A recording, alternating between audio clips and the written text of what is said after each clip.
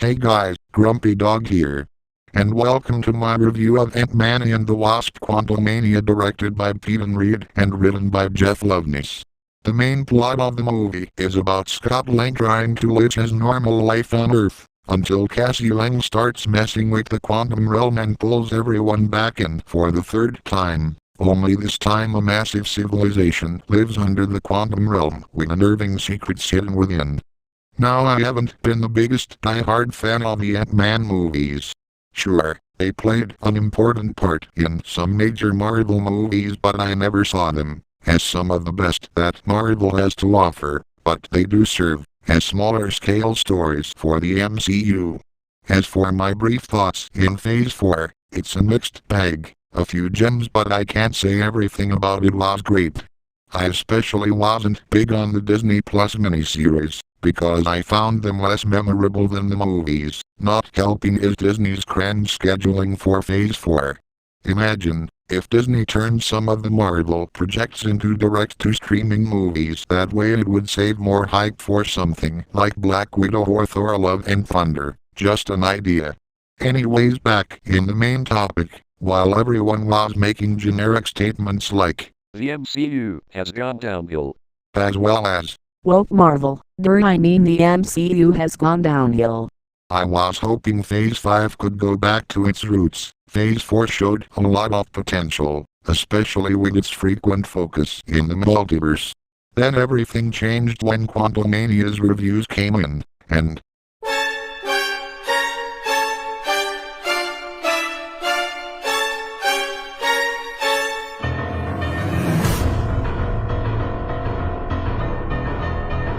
that's right, Ant-Man and the Wasp Quantumania is the second mainline Marvel movie to get mixed reviews from critics, right behind Eternals. Now, we could all look down in Rotten Tomatoes all we want, but it's not based on factual opinion. Rotten Tomatoes isn't a hive mind determining whether the movies are good or bad. It's a bunch of critics giving their own opinion and determining whether it's certified fresh or rotten. But apparently, that's what everyone assumes these days.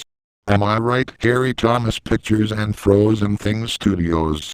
The reviews for it piqued my interest so much I decided to watch a couple of early reviews to see if the movie was as bad as the critics were making it out to be. Most of them said it was okay, criticism similar to what you hear about the majority of Marvel movies. So yesterday I just saw Ant-Man and the Wasp Quantumania, and without stalling, I had a fun time watching it, but I don't know if I would put it on par with Endgame or No Way Home.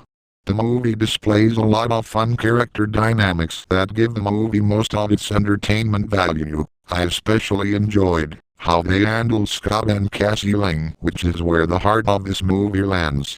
Speaking of Scott Lang, how did you turn Paul Rudd into the most relatable character in the movie? At the end of the movie he starts acting like, "Hey guys, Paul Rudd here. I just got back from beating Kang the Conqueror, and now my life is back to the way it was. At least I think I beat him. Didn't he say something I missed? Nah, I'm just overthinking it, lol. Time to celebrate my fake daughter's birthday." I'm like, damn, Marvel, really representing the overthinking squad here. Good job. Visually this movie is nice to look at, for the most part. It looks like the team had a lot of fun creating the world of the quantum realm and the creatures, who look like they came out of something like Star Wars. I saw a lot of people have a problem with MODOK, and while he does look uncanny, it never took me out of the immersion. Plus MODOK is not made to be Chris Evans or Ryan Reynolds.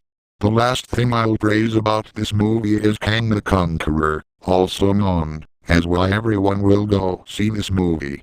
Jonathan Majors puts on a terrifying performance as Kang, and even passes off as threatening at times. Too bad a part of him is wasted in exposition. But even if I am positive about the movie, I do have a few flaws with it, but since some of them are small nitpicks, I'm just going to go with two. One of them is the writing. While it does have fun dynamics, there were some issues I had with it, like jokes being forced at the wrong time, especially the whole conversation. There is also some boring exposition here and there that makes me wanna go, just get back to the fight scenes. But my issues with the writing go down to two characters, the first one being Janet Van Dyne, who plays a major part in this movie thanks to her presence in the second movie, but her actions made in the movie were questionable, especially the one where she keeps a secret about Kang, creating a plot hole on how long she's been keeping this a secret. Another character is Modok. Jeff Loveness treated him like a joke for most of the movie in favor of flexing Kang the Conqueror, who he had more fun with. And since everyone is calling this movie out in the Marvel formula, I'll just put my 2 cents into the ring. The action sequences were kind of lackluster. Besides the climax, they all feel too repetitive in using the same techniques over and over again. Others have started to feel like filler just to pad out the runtimes, such as Cassie trying to escape the guards or the last-minute fight scene with Ant-Man and the Wasp vs. Kang the Conqueror.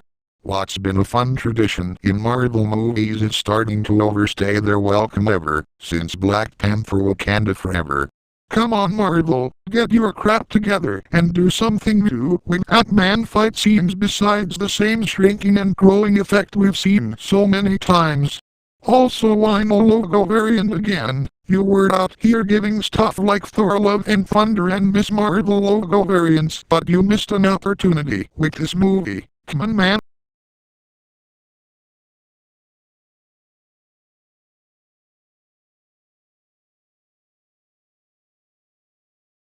That took a lot out of me, guys. You might be thinking I hate this movie, but I don't.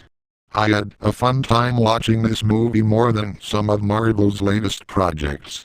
Most of my positives come down to the sheer ambition behind the world building present in Phase 4 and Jonathan Majors' terrifying performance as Kang.